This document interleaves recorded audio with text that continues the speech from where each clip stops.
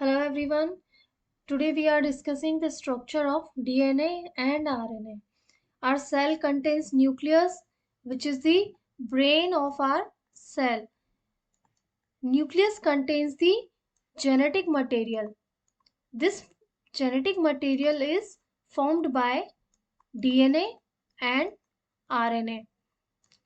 DNA contains the sequence which decide which protein will be formed, and DNA produce the proteins which regulate the mechanism of cell. All the enzymes are proteins, and all the functional units of cell are being regulated by proteins, and these proteins are formed by the DNA. So this is how nucleus controls the functioning of our cell. When we see the structure of nucleus, it has a small nucleolus which is made up of RNA molecules, and it has very thin thread-like structures that are called chromatin. Chromatin is responsible for formation of chromosomes, which are the genetic unit of our cell. They transfer the genetic information from parent cell to daughter cell during the cell division. Nucleus membrane contains various small pores which are called nucleopore. They allows the uh, transportation of mRNA from nucleus to cytoplasm at the time of protein synthesis, because protein is being produced in the cytoplasm, but mRNA is produced inside the nucleus. Here we can see chromosomes are the condensed form of chromatin fiber, and each chromatin fiber contains beads on string like structure of histone proteins and DNA. So what happens? Histone protein forms the bead like structure called nucleosome, around which DNA is coiled like a thread. Our DNA is double helix. You can see here it is a double helix structure. Here is the detailed structure of nucleosome bead. Each nucleosome bead is in 10 nanometers long. Each bead has 8 histone proteins: H1, H2A, H2B, H3 and H4, in which H1 histone protein binds all the histone molecules into place, and the DNA is then coiled around it, forming a beads on string like structure. This histone protein provides the additional stability to chromatin fiber, and uh, when they are condensed, they form chromosomes. Here is the basic structure of DNA. It has a ladder-like structure.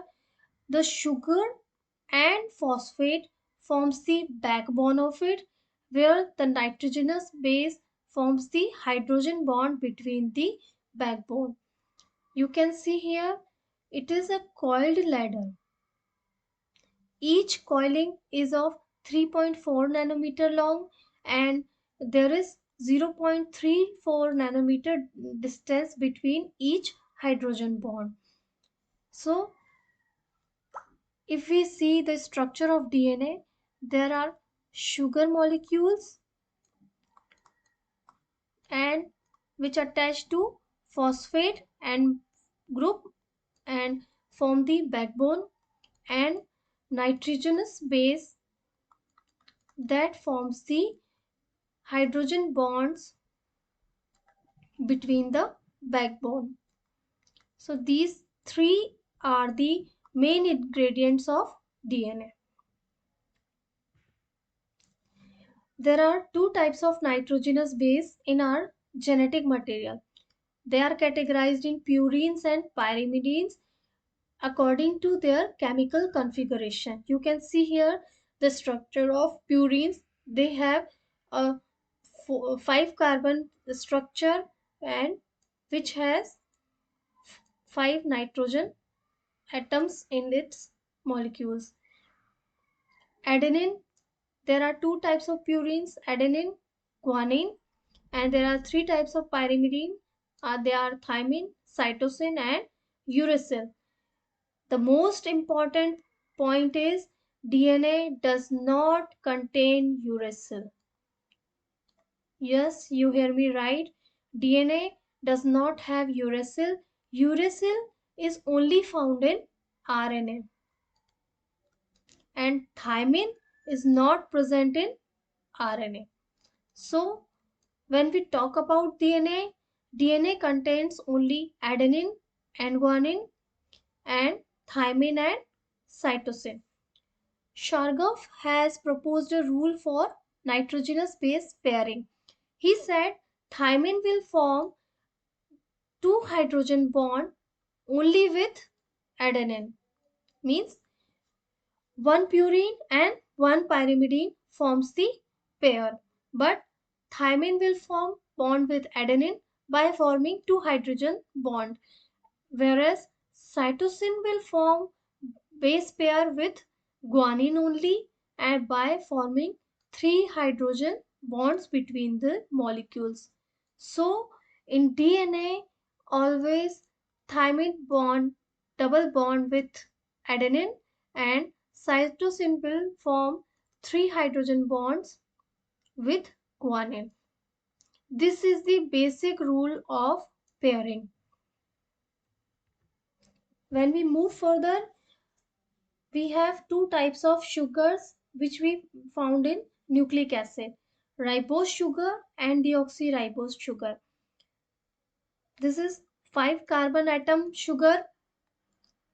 They have very identical structure, but the only difference is the this OH group. Ribose sugar contains this additional OH group which deoxyribose sugar does not have, and deoxyribose sugar is found only in DNA, while ribose sugar is present in RNA. So this is the difference between the molecular structure of DNA and RNA. DNA contains deoxyribose sugar and RNA contains ribose sugar, and DNA has thymine while as nitrogenous base, while RNA has only uracil as nitrogenous base. Okay. Now here we are seeing the arrangement of molecules in DNA. There are three types of molecules present in DNA. Sugar molecule, which is attaching to phosphate group. Again sugar and phosphate. This alternative arrangement of sugar and phosphate form the backbone of DNA, or we can say the ladder backbone of DNA. You are seeing here. Then these both backbones are being attached by hydrogen pairing of nitrogenous bases. Thymine is forming double bond with adenine, and cytosine is forming triple bond with guanine. So this is how the molecular structure of DNA is being formed. Here you can see a very detailed structure of DNA at molecular level. You can see here the bonding, how the phosphate group, that is PO4 minus, is being attached to this carbon atom of sugar. These are attaching in alternative order, one phosphate group, one sugar, again phosphate group, again one sugar molecule. This is from alternating group. Here we can see how the sugar molecule is being attached with nitrogenous bases by forming bond with between nitrogen and carbon atom of the sugars. When both sides of backbone nitrogenous bases are attached, there are hydrogen bonds between each nitrogenous base following the Shargaf rule of base pairing. Here we have seen thymine is forming double bond with adenine and guanine is forming triple bond with cytosine. Okay, but there is one more important thing. When we took a slice of DNA, the end of DNA is categorized at 3' end and 5' end. How we will recognize which end it is? When we have an OH group at the end, it is called 3' end. This OH group is of sugar molecule. When and at one end there is an open sugar molecule, it will call 3' end. But when at one portion of DNA has phosphate group at the end, it is called 5' end. So this is how we recognize which end of the strand has 3' end or 5' end. This 3' and 5' end recognition is very important during the transcription process of DNA.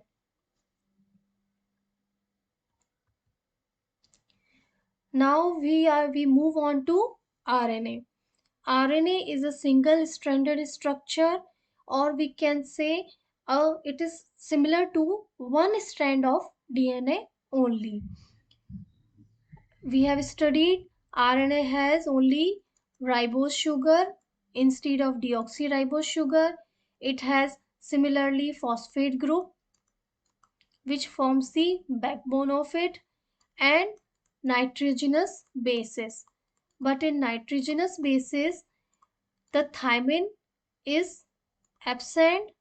It replaces by uracil. So RNA does not contain thymine. Instead, it contains uracil nitrogenous base. Okay. There are three types of RNA available in our cell: messenger RNA, ribosomal RNA, and transfer RNA. Messenger RNA is being produced at the time of protein synthesis by DNA. It uses the DNA as a template, and through the transcription process, mRNA is being produced. Ribosomal RNA are a part of ribosomes that are present in our cytoplasm. They they are the protein synthesis sites where the protein synthesis takes place. Transfer RNA are the very small RNAs molecules that have codes for amino acids.